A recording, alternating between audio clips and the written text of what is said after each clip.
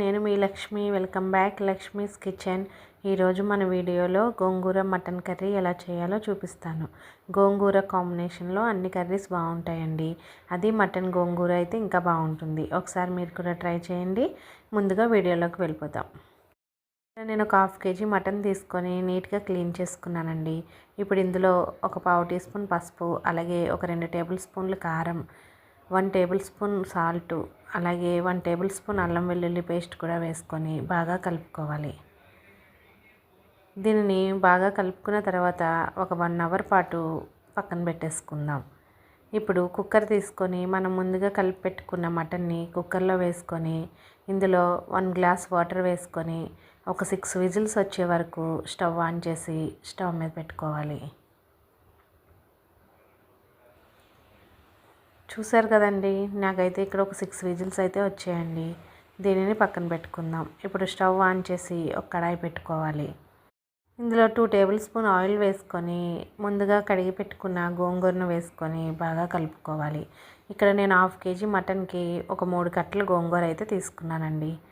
ఇలా కలుపుకున్న తర్వాత 1 నిమిషం మూత పెట్టుకొని బాగా దగ్గర పడే వరకు మగ్గించుకోవాలి. చూసారు కదండి, గోంగూరలోంచి వాటర్ వచ్చింది. ఇప్పుడు మూత పెట్టుకొని బాగా దగ్గర పడే వరకు ఉడికించుకుందాం. ఇప్పుడు నాకు 6 విజిల్స్కి మటన్ చూసారండి ఎలా ఉడికిందో, సరిపోతుంది. ఇక్కడ గోంగూర కూడా రెడీ అయిపోయిందండి. దీనిని ఇంక స్టవ్ ఆఫ్ చేసేసి పక్కన పెట్టేసుకుందాం. గోంగూర ఆయిల్లో బాగా మగ్గితే మటన్ కూడా 3 డేస్ అయితే ఉంటుందండి కర్రీ పాడవకుండా. ఇప్పుడు స్టవ్ ఆన్ చేసి ఒక ప్యాన్ పెట్టుకుందాం. ఇందులో ఒక 3 టేబుల్ స్పూన్ ఆయిల్ వేసుకుందాం. ఈ కర్రీకి కొంచెం ఆయిల్ ఎక్కువే పడుతుందండి. ఆయిల్ వేడయ్యాక ఉల్లిపాయ, పచ్చిమిర్చి, కరివేపాకు వేసి 1 నిమిషం పాటు కలుపుకోవాలి. ఇప్పుడు ఇందులో 1 టేబుల్ స్పూన్ పసుపు, అలాగే 1 టేబుల్ స్పూన్ సాల్ట్ కూడా వేసుకొని బాగా కలుపుకొని మూత పెట్టుకొని 1 నిమిషం పాటు మగ్గించుకుందాం. చూసారు కదండి, ఉల్లిపాయ అయితే మగ్గింది కదా. ఇప్పుడు ఇందులోనే ఒక 2 టమాటాలు కట్ చేసుకొని వేసుకోవాలి.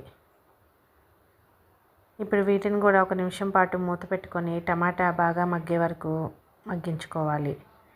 ఇలా మగ్గిన తర్వాత ఇప్పుడు మూత తీసి 1 నిమిషం పాటు కలుపుకొని మనం ముందుగా ఉడకబెట్టుకున్న మటన్ కూడా వేసుకొని బాగా కలుపుకోవాలి. ఇప్పుడు ఒక 5 మినిట్స్ పాటు మూత పెట్టుకొని ఉడికించుకుందాం. చూసారు కదండి, మటన్ అయితే ఇంకొంచెం దగ్గర పడింది. ఇప్పుడు ఇందులో స్పైసెస్ యాడ్ చేద్దాం. 1 టేబుల్ స్పూన్ ధనియా powder, 1 tablespoon garam masala, అలాగే 1 టేబుల్ స్పూన్ మటన్ మసాలా వేసుకోవాలి. ఇప్పుడు ఇందులో మనం ముందుగా రెడీ చేసి పెట్టుకున్న గోంగూర పేస్ట్ని కూడా వేసుకొని బాగా కలుపుకోవాలి.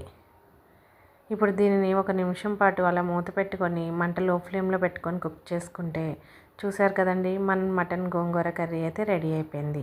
ఇది రైస్లోకే కాదండి, చపాతీ, పూరీలోకి కూడా చాలా బాగుంటుంది. ఒకసారి మీరు కూడా ట్రై చేయండి. మీ ఫ్రెండ్స్కి షేర్ చేయండి. అలాగే నేను చేసిన కొలతలతో కనుక చేస్తే 1 వీక్ అయితే మటన్ కర్రీ నిల్వ ఉంటుందండి. ఈ వీడియో కనుక మీకు నచ్చినట్లయితే మన ఛానల్ని లైక్ చేయండి, షేర్ చేయండి, సబ్స్క్రైబ్ చేయండి.